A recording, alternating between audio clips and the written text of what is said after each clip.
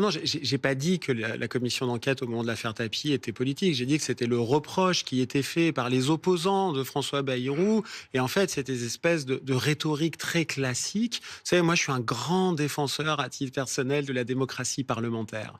Et je crois qu'on est dans un pays qui connaît une pathologie qui est celle, parfois, de l'absence de contre-pouvoir institutionnel.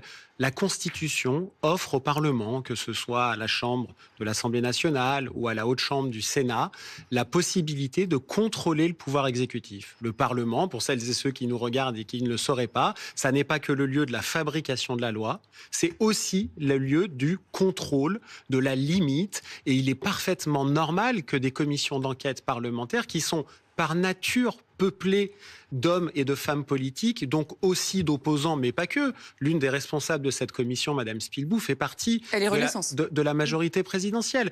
Donc, c'est très commun de mettre en cause les présumés dérapages politiques d'une commission d'enquête pour ne pas, en fait, répondre sur le fond, faire diversion et attaquer le messager plutôt que le message. Sur le fond, Fabrice Arfi, qu'est-ce que cette audition hier a démontré selon vous?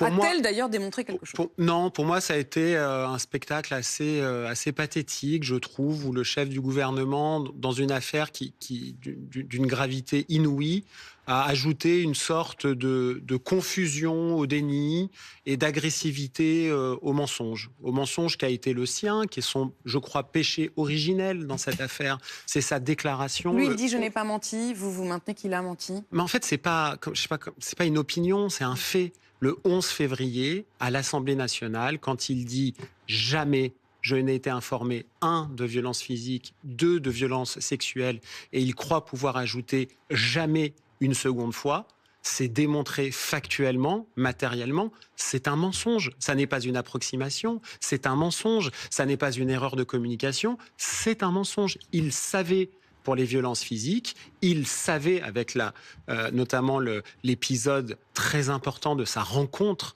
discrète pendant plusieurs heures avec le juge d'instruction Christian Mirande, il savait pour des violences sexuelles. Oui, il y a une affaire Bayrou dans le scandale Betharam, mais bien évidemment, on ne peut pas résumer le scandale Betharam à une affaire Bayrou. C'est d'ailleurs ce que disent les victimes, qui disent ce n'est pas... On va les entendre, les victimes, mais François